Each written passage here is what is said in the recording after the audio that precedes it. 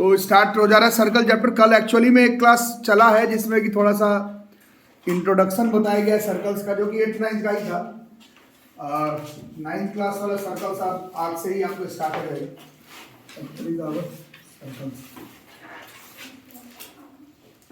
ठीक है, ज्योमेट्री का चैप्टर है। टर्म 2 का ज्योमेट्री का ये दूसरा चैप्टर है एक्चुअली में, है ना।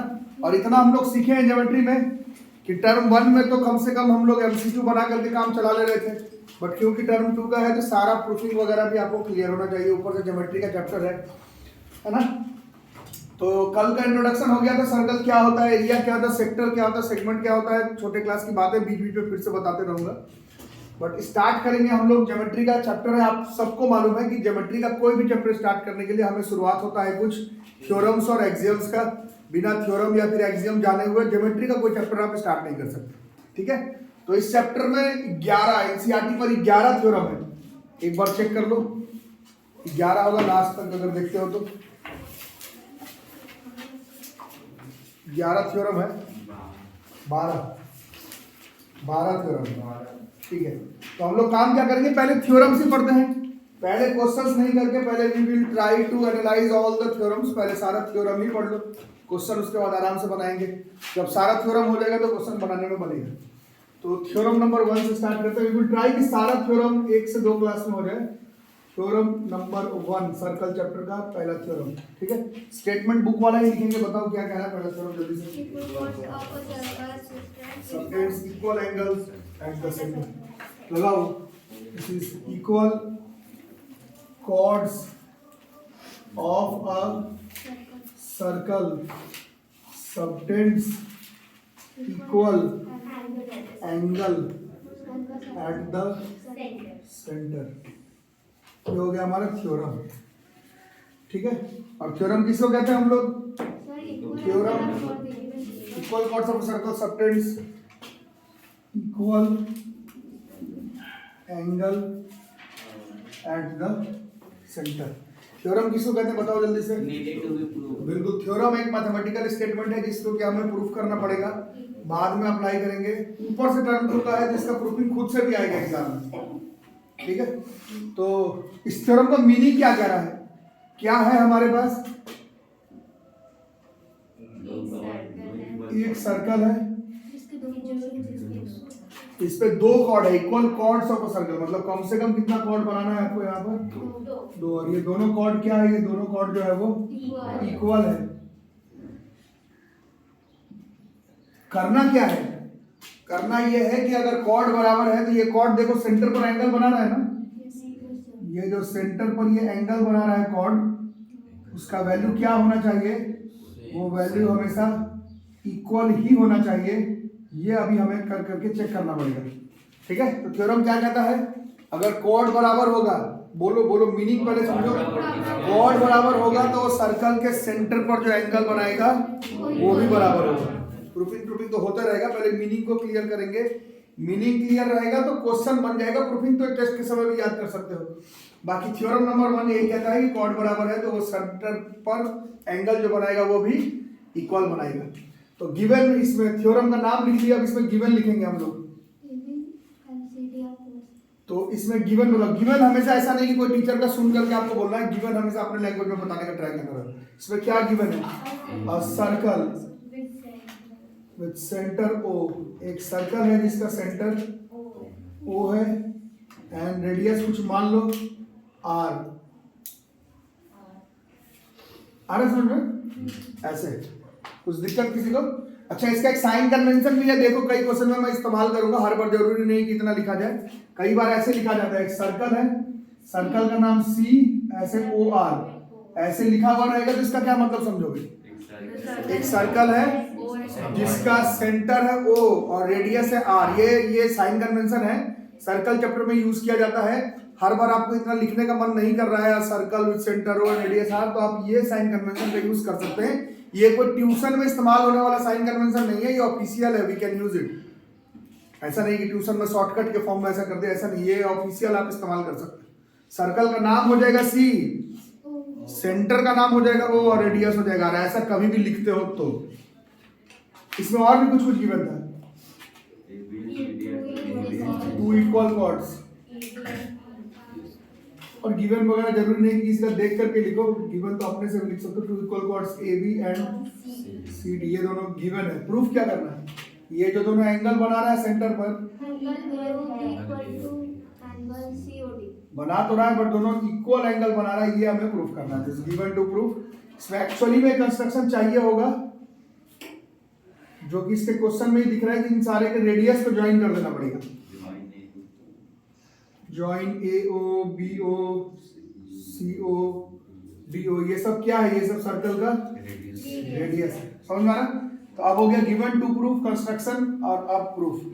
प्रूफ देखोगे, अभी तक ज्योमेट्री का हम लोग 3-4 चैप्टर पढ़ चुके हैं, 2 टर्म 1 में, 2 टर्म 2 में, बहुत कुछ जानते हैं हम लोग। इन दोनों ट्राइंगल में देखो, ये बराबर दिया हुआ था क्वेश्चन में, ये बराबर है रेडियस के वजह से, ये भी बराबर है रेडियस के वजह से। साइड साइड साइड से दोनों ट्राइंगल हो जाएगा कॉन्ग्रुएंट, और सीपीसीटी से ये ए ओ बी और सी ओ डी जो है वो बराबर हो जाएगा। इतना काम करना, ठीक है? कोई दिक्कत इसमें? इतनी सी बात है। तो प्रूफ में in triangle A O B and C O D, ज्यादातर थ्योरम छोटा छोटा है इसमें। पहले ए ओ बराबर C O, this is radius, B O बराबर D O, this is radius, और ए बी बराबर सी डी, ये गिवन था। अरे समझ? इससे ये दोनों ट्राइंगल जो है वो कॉन्ग्रुएंट हो गया। किस क्राइटेरिया से? एस एस एस से, और सीपीसीटी से एंगल ए ओ बी जो है वो एंगल सी ओ डी के बराबर हो गया फ्रॉम सीपीसीटी। ये आपका थ्योरम नंबर 1 हो गया। तो लोग पढ़ने में अच्छे हैं, थ्योरम को दो तरफ से समझो। एक तो थ्योरम का खुद का प्रूफिंग आने वाला एग्जाम में, जो कि टर्म 2 है, प्लस थ्योरम का मीनिंग ही नहीं समझोगे तो क्वेश्चन कैसे बनाओगे? तो आपको दो तरफ से थ्योरम के बारे में आइडिया लगाना होगा, ठीक है? इनको पढ़ाओ।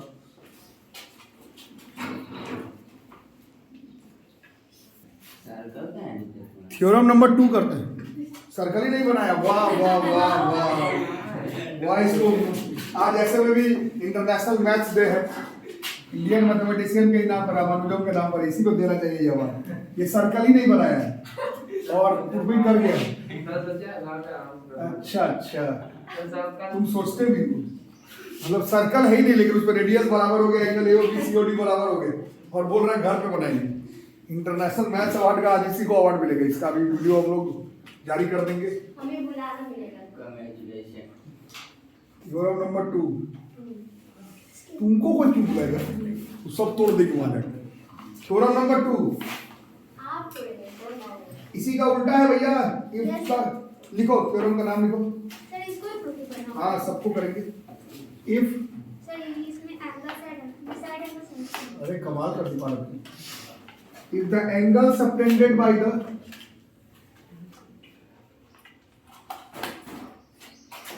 chords of a circle, तू जैसे उछल कूद मचा रही, तो लग रहा है तोड़ेगी camera. At the centre are equal. इस बार क्या बराबर दिया हुआ बच्चों? इस बार एंगल ही बराबर दिया हुआ। तुम्हें क्या प्रूफ करना है? तो वो जो कॉर्ड था वही इक्वल था, हो जाएगा। बिल्कुल ठीक उल्टा है।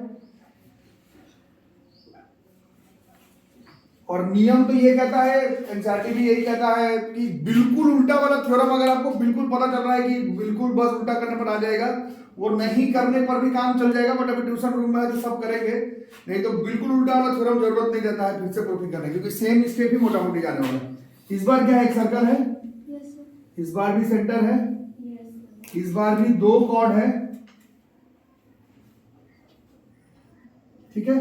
और इस बार जो एंगल बन रहा है, ये बना रहा है एंगल, पहले से लिखा हुआ, तो एंगल बराबर है। इस बार ये दिया हुआ है, चलेगा ना बच्चों?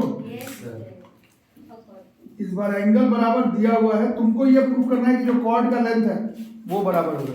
ऐसे ऐसे हो जाएगा, ठीक है? तो गिवन वगैरह लिखो जल्दी से। गिवन लिखो, गिवन लिखो, गिवन लिखो, गिवन लिखो। सर्कल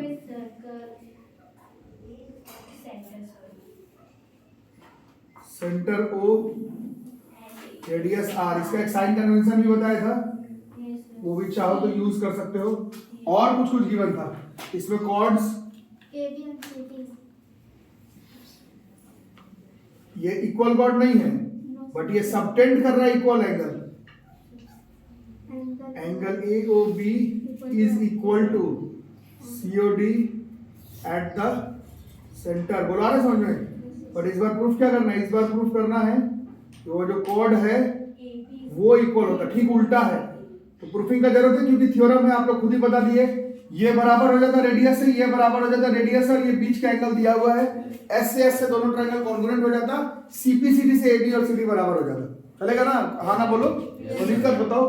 तो जल्दी जल्दी को in triangle AOB and triangle COD, AO बराबर CO, this is radius, BO बराबर DO, this is again radius, but इस बार एंगल AOB बराबर एंगल COD, इस बार ये गिवन है, उससे क्या हो जा रहा है? Therefore triangle AOB is congruent to triangle COD from criteria SAS, और इस बार इसके CPCD से AB और CD ये बराबर हो जा रहा है CPCD से।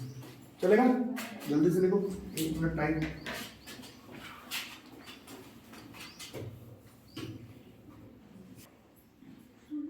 थ्योरम नंबर 3, अरे चुप हो जाए। तो थ्योरम नंबर 3 जो है वो इस चैप्टर का सबसे ज्यादा इस्तेमाल होने वाला थ्योरम में से है, जिसका प्रूफिंग तो कर ही लेंगे, बट 60-50% जो क्वेश्चन है इस चैप्टर का वो इस थ्योरम पर बेस्ड है।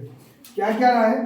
द परपेंडिकुलर, एक सर्कल लेना है, उसका सेंटर एक कॉर्ड, और उस कॉर्ड पर क्या गिराना हमें? परपेंडिकुलर। थ्योरम ये कहता है कि कभी भी आप एक सर्कल के सेंटर से कॉर्ड पर परपेंडिकुलर अगर गिराते हैं तो वो जो कॉर्ड है वो आधा आधा हो जाता है। ये थ्योरम नंबर 3 है, सबसे ज्यादा क्वेश्चन इसी थ्योरम पर बेस्ड है इस चैप्टर का। मीनिंग समझ में आ रहा है? प्रूफिंग तो होता रहेगा। क्या समझे? सर्कल के सेंटर से एक कॉर्ड पर अगर आप परपेंडिकुलर गिराते हैं तो वो जो कॉर्ड है वो आधा आधा हो जाएगा। ठीक है, गिवन वगैरह निकाले फटाफट। गिवन कहता है a circle with center O radius R, उसके बाद OM ये परपेंडिकुलर है टू अ कॉर्ड, फिर OM परपेंडिकुलर गिराए हैं हम लोग CD पर, और CD जो है वो कॉर्ड है। प्रूफ क्या करना है कि जैसे ही ऐसे परपेंडिकुलर गिरा लोगे CM और MD जो है वो MD। अरे समझ में? इसके लिए भी हमें जरूरत पड़ेगा लगता है कंस्ट्रक्शन का, जो कि सिंपल वाला कंस्ट्रक्शन है, सिर्फ सर्कल का सेंटर को ज्वाइन करने पर काम बन जाना चाहिए। ज्वाइन OC MOD R के बराबर। ठीक है, अब we can start proving it. बताओ बच्चों, दोनों ट्रायंगल में इन ट्रायंगल लिखते रहो, बोलते भी रहो। In triangle OCM and triangle ODM, इसमें OC और OD तो बराबर दिख रहा है रेडियस से, उसके बाद एक OM कॉमन भी दिख रहा है। उसके बाद का क्या हुआ है? उसका 90 डिग्री का कमाल है। Angle OMC is equal to angle OMD is equal to 90 degree, और ये गिवन था। और टर्म 1 का धांसू चैप्टर हम लोग पढ़े हैं, कॉन्ग्रुएंसी ऑफ ट्रायंगल, उसमें हम लोग पढ़े हैं एक साइड एक और साइड, और अगर राइट एंगल हो, एक साइड नहीं, अलग अलग साइड नहीं, राइट एंगल हाइपोटेनस होना चाहिए, कंपलसरी है, और साइड कहीं का भी हो, RHS से दोनों ट्रायंगल कॉन्ग्रुएंट हो जाता है। Therefore triangle OCM is congruent to triangle ODM by RHS, और एक बार ट्रायंगल कॉन्ग्रुएंट हो गया तो CPCD से हमारा काम बन जाएगा CM is equal to DM, this is from CPCD। बोलो कोई दिक्कत? तो इस तरह का मतलब क्या कहता है कि एक सर्कल के सेंटर से अगर आप परपेंडिकुलर गिराएंगे किसी भी कॉर्ड पर, तो वो जो कॉर्ड है वो आधा आधा हो जाएगा। ठीक है, अगला वाला ठीक इसका उल्टा है। थ्योरम 4 इसका उल्टा है, लिखो फटाफट। उल्टा क्या होगा? पहले थ्योरम नंबर 4, पहले स्टेटमेंट लगाओ। तब से मैं बोल रहा हूँ हो गया नहीं बोल करके आगे वाला लिख रहा हूँ। अगर SST का क्लास चल रहा है जल्दी जल्दी लिखेंगे। अरे मैथ से थोड़ा समझोगे कैसे कुछ लिख दो। थ्योरम नंबर 4 कह रहा है the line drawn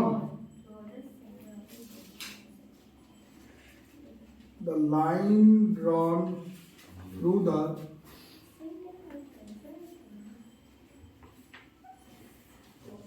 center of the circle to bisect a chord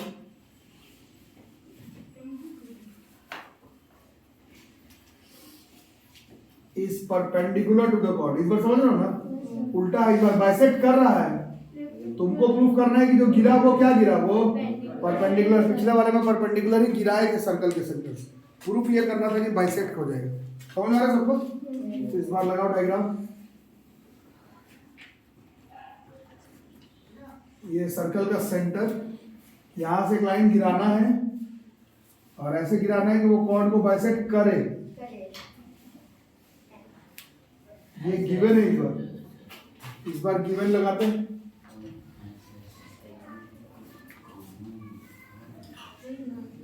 अब ऐसे लिखेंगे सर्कल COR। आप समझ जाओगे क्या? Yes sir. अब इसका क्या मतलब होगा? सर्कल का नाम है सी, सेंटर का नाम है O और रेडियस का नाम है R। अब ऐसे लिखेंगे, बार बार उसको लिखने की जरूरत। और ये कोई शॉर्टकट नहीं है, ये एक्चुअली में इस्तेमाल किया जाता है सर्कल का प्रयोग। सर्कल COR इन विच ये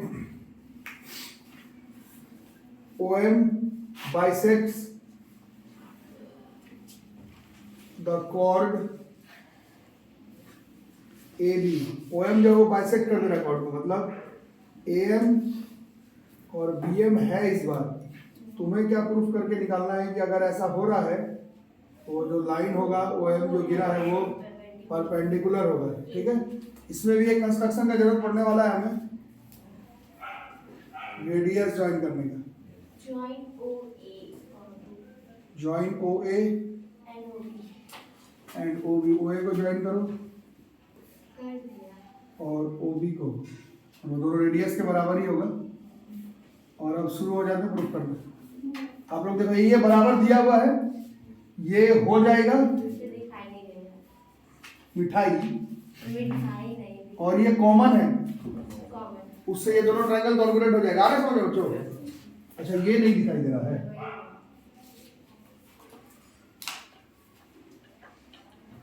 ठीक है, चलो शुरू हो जाता है। बोलो जल्दी जल्दी। In triangle OAM and OBM,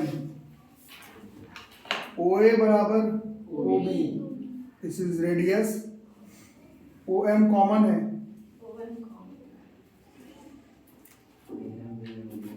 और AM BM बराबर है, ये गिवन था। इससे ये दोनों ट्रायंगल क्या बन गया? देखो, triangle OAM is congruent to triangle OBM side से। इसके CPCD से हमारा OMA ये किसके बराबर हो जाएगा? OMB के बराबर। अभी ये बराबर हुआ, ये नहीं करना था। ठीक है, सब पा रहे थे समझ में? ये दोनों बराबर है तो दो बराबर को x ले सकते हैं। अगर दोनों बराबर है तो दोनों x हुआ ना। अब देखो इन दोनों का sum, angle OMA plus angle OMB का सम जो है वो 180 डिग्री होगा। This is from linear pair. और क्योंकि दोनों बराबर है, इसका मतलब है 2x हो गया, x प्लस x। समझ में आ रहा है सबको? उससे x की वैल्यू कितनी हो जाएगी? और ये x दोनों ही एंगल था, मतलब OMA भी 90 डिग्री का है और OMB भी 90 डिग्री का। ये दोनों एंगल से बराबर नहीं आया है, ये दोनों 90 डिग्री पे रहा है। ये दोनों एंगल 90 डिग्री आते ही हम लोग ऐसा कह सकते हैं कि जो लाइन ऊपर से गिरा था वो बिल्कुल परपेंडिकुलर था कॉर्ड AB पर। बोलो आ रहा है? बोलो लिखो, जल्दी से लिखो। आज ही पूरा भारत खत्म कर दो। Theorem number 5। तो ये थ्योरम नंबर 5 इस चैप्टर का बीच का एक कनेक्शन है जो कि यहाँ तक के थ्योरम को और आगे के थ्योरम्स को जोड़ेगा। तो theorem number 5 is a very spectacular theorem of this chapter.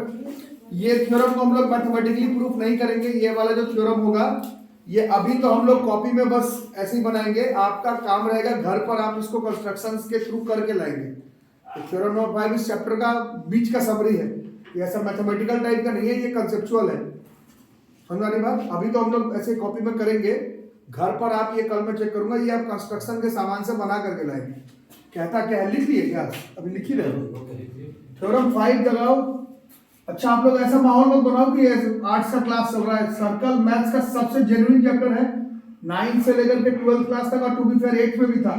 Circle एक ऐसा चैप्टर है जो कि आपको हमेशा ही के लिए सीखना है। इसमें ऐसा नहीं कि बस कुछ भी लिख के घर चले गए, वैसा नहीं करना है। थ्योरम नंबर 5 इस चैप्टर का सबसे चैलेंजिंग थ्योरम में से है। It is a very interesting concept. Theorem number 5 it's a very very very important, but इसका मैथमेटिकल प्रूफ नहीं, इसको आपको कंस्ट्रक्शन वाइज प्रूफिंग करना। क्या कह रहा है? There is one and only one, there is one and only one circle passing through 3 non-collinear points। ये अभी हम लोग सिर्फ समझेंगे, घर से आपको ये बना करके कल मेरे को चेक करवाना पड़ेगा। पहले मतलब बताओ क्या कह रहा है। अभी लिखना बंद कर दो, इस वाले को लिखना बंद करो। ये थ्योरेटिकल नहीं है कि ऐसे ही बस आप कुछ भी लिख लिए कॉपी में, वैसे नहीं है ये। अरे हंसना बंद करो। चलो बताओ क्या कह रहा है। ये कैसा पॉइंट है? ये 3 नॉन कोलिनियर पॉइंट किसको कहते हैं?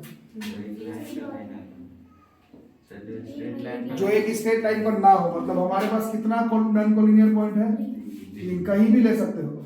थ्योरम ये कह रहा है कि तुम इस पूरे प्लेन में, मतलब बोर्ड में, चाहे अपने पेज में, अपने कॉपी पे, बेंच पे, मतलब 2D पे प्लेन पर कहीं पर भी 3 नॉन कोलिनियर पॉइंट ले लो। उन तीनों नॉन कोलिनियर पॉइंट से केवल एक ही सर्कल पास कर सकता है। There is one and only one circle. ऐसा नहीं कि नहीं पास करेगा, और ऐसा भी नहीं कि इसमें से 2 सर्कल बन जाए। 3 नॉन कोलिनियर पॉइंट से केवल एक ही सर्कल आप ड्रॉ कर सकते हैं। जिसमें spectacular theorem of circle chapter हम लोग देखेंगे कैसे आप घर से इसको बना करके भी लाएंगे कंस्ट्रक्शन से। 3 नॉन कोलिनियर पॉइंट हमेशा का डेटा है, जीवन भर याद रखना है। क्या 3 नॉन कोलिनियर पॉइंट अगर आप लेते हैं, उन तीनों को टच करता हुआ केवल एक ही सर्कल जाएगा। ऐसा नहीं कि नहीं जाएगा, ऐसा भी नहीं हो सकता। एक ही सर्कल जाएगा 3 नॉन कोलिनियर पॉइंट। ठीक है, समझ आ रहा है? अभी देखो कैसे ये 3 नॉन कोलिनियर पॉइंट है। ये घर पर आपको कंस्ट्रक्शन से बना करके लाना है। सामान अगर लाए हो तो अभी भी कंफर्म कर सकते हो। अगर सामान लाए हो तो अभी भी बना करके चेक कर सकते हो। ये देखो ऐसा 3 नॉन कोलिनियर पॉइंट लेंगे कहीं पर भी। सबसे पहला काम करना है कि इसको ज्वाइन कर देना है स्केल से। आ रहा समझ में? और इसको भी क्या करना है? ज्वाइन कर देना है स्केल से। अब इसका बनाना है हमें परपेंडिकुलर बाइसेक्टर। अब कंस्ट्रक्शन चैप्टर में पढ़ना है, बट 7th 6th क्लास से परपेंडिकुलर बाइसेक्टर बनाना सबको आता है। ऐसा नहीं कि अभी हम लोग कंस्ट्रक्शन पढ़ेंगे तभी परपेंडिकुलर बाइसेक्टर बनाएंगे। सबको आता है ना परपेंडिकुलर बाइसेक्टर बनाना? कैसे बनाते हैं? आधा से ज्यादा आर्क लेकर के। सबको आता है ना? ऐसा हाफ से ज्यादा आर्क लेकर के ऐसे ऊपर भी कट करते हैं, नीचे, और इधर से भी, और इधर से, वैसे होता है ना। सबसे पहले हम लोग AB का परपेंडिकुलर बाइसेक्टर बनाएंगे। आ रहा है समझ में? और फिर हम लोग BC का परपेंडिकुलर बाइसेक्टर बनाएंगे। एक्चुअली में ऐसे AC को भी ज्वाइन करना है और उसका भी परपेंडिकुलर बाइसेक्टर बनाना है, बट 2 में ही हो जाएगा। ये दोनों जहां पर कट कर रहा होगा, यहाँ पर आप देखेंगे एक पॉइंट मिलेगा, उसका नाम रखोगे O, फिर वहां पर रखोगे कंपास। C पर हाथ घुमाओ, चाहे A पर घुमाओ, चाहे B पर घुमाओ, घुमा करके अभी चेक कर लोगे या फिर घर पे बना करके, ये तीनों बराबर आएगा। तुम कहीं से भी शुरू कर सकते हो। तुम्हारा मन नहीं है B से, तुम O पर कंपास रखो और C पर पेंसिल रखो। कहीं भी रखे थे ना अपने से, यहाँ पर कंपास रखोगे और पेंसिल घुमाओगे तो ये जो है वो इसको और इसको कट करते हुए निकल जाएगा। There is one and only one circle passing through 3 non collinear point. ये एक ज्योमेट्रिकल थ्योरम है, ज्योमेट्रिकल कॉन्सेप्ट है। ये या तो तुम अभी सामान लाए तो अभी कंफर्म करो, या फिर ये घर से बना करके लाना पड़ेगा, ये चेक होगा। आज के बाद आप हमेशा याद रखेंगे 3 नॉन कोलिनियर पॉइंट से हम लोग एक सर्कल बना सकते हैं, सिर्फ एक। ठीक है, समझ आ रहा है? नियम के हिसाब से AC को भी ज्वाइन करना था, उसका भी परपेंडिकुलर बाइसेक्टर करते, बट वो उसी पॉइंट पर आता जहां पर पहला दोनों का बीच करा। तीसरा बनाते भी तो वहीं पर आता, 2 से ही काम चल जाएगा। कुछ समझ में आया ये कैसे हुआ? बनाओ। अभी रफ में बना सकते हो, जो सामान लाया अभी कभी एग्जैक्ट भी बना सकते हो, चेक कर सकते हो लिखकर।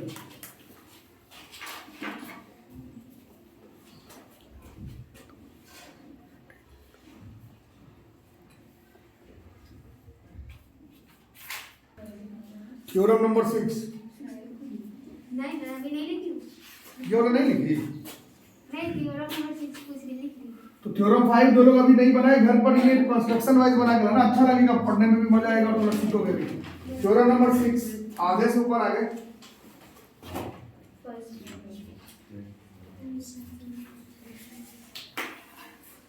खाली मत हो जाओ। थ्योरम नंबर 6 का था equal chords of a circle. ये ठीक है। Equal chords of a circle, एक सर्कल में कॉर्ड अगर इक्वल है, नहीं है। Oh equal chords of a circle are equidistant from their centres.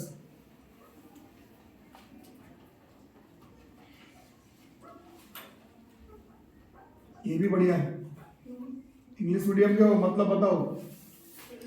Cord अगर बराबर है, कॉर्ड का लेंथ अगर बराबर है तो सर्कल के सेंटर से जो उसका दूरी आएगा वो इक्वल आएगा। बढ़िया बढ़िया सर है। बताओ क्या कह रहा है। एक सर्कल है और इक्वल कॉर्ड से जितना तुमको बनाना है बना सकते हो। मान लो ऐसे ऐसे बना है, ये दो इक्वल कॉर्ड है। प्रूफ क्या करना है? ये दोनों इक्वल कॉर्ड का डिस्टेंस सर्कल के सेंटर से डिस्टेंस। अब यहाँ पर थोड़ा इंग्लिश की बातचीत है जो कि आपके मेरे बीच में क्लियर होना चाहिए। डिस्टेंस का बात कर रहा है तो एक पॉइंट और एक लाइन के बीच में डिस्टेंस का क्या मतलब होता है? जैसे डिस्टेंस बोला उस लाइन से कितने दूरी पर, तो दूरी तो बहुत सारा हो सकता है, चिक चिक चिक चिक चिक ऐसा बहुत सारा हो सकता है। दूरी का क्या मतलब है? एक बोलो सब लोग, ये मान रहे हो ना? जैसे पॉइंट से लाइन तक का दूरी तो ये भी हो सकता है, ये भी हो सकता है, ये भी हो सकता है, ये भी हो सकता है, ये भी हो सकता है, ये भी हो सकता है, ऐसे तो बहुत सारा हो सकता है। बट कभी भी इस चैप्टर से मतलब नहीं, तो इंग्लिश की बात है, कभी भी एक पॉइंट से लाइन तक का दूरी का क्वेश्चन या फिर टॉपिक दिया हुआ है तो वो दूरी ऑटोमेटिकली परपेंडिकुलर डिस्टेंस ही होगा। ये आपको मैथ्स में मान करके चलना पड़ता है। कभी कोई बोले उस पॉइंट से उस लाइन तक का दूरी है तो वो एक्चुअली वो उसका परपेंडिकुलर डिस्टेंस के बारे में। जैसे स्टेटमेंट में देखो कहीं पर नहीं लिखा हुआ है, क्या लिखा हुआ है? Equal chords of a circle are equidistant from their centre. इसका क्या मतलब है? सेंटर से उस कॉर्ड का दूरी बराबर होगा। बट वो दूरी में ये वर्ड छुपा हुआ है कि परपेंडिकुलर वाला दूरी बराबर होगा। ऐसे दूरी तो कुछ भी हो सकता है। ये सब छोटी छोटी बातें हैं, मैथ्स में इंग्लिश मीडियम के हो ये सब चीजों का काम पड़ता है। फिर से बताऊं क्या क्या समझ में? मतलब गिवन में कहीं लिखा हुआ नहीं है कि वो जो दूरी है वो परपेंडिकुलर है, बट वो है परपेंडिकुलर, नहीं तो it will not work actually. तो अब लगाओ तो गिवन क्या कहता है?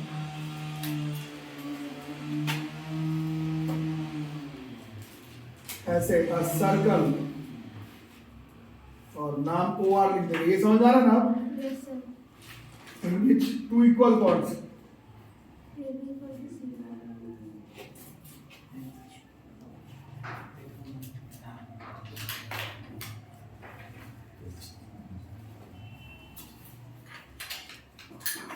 और प्रूफ क्या करना है कि सर्कल के सेंटर पर से इसका जो दूरी होगा वो बराबर होगा।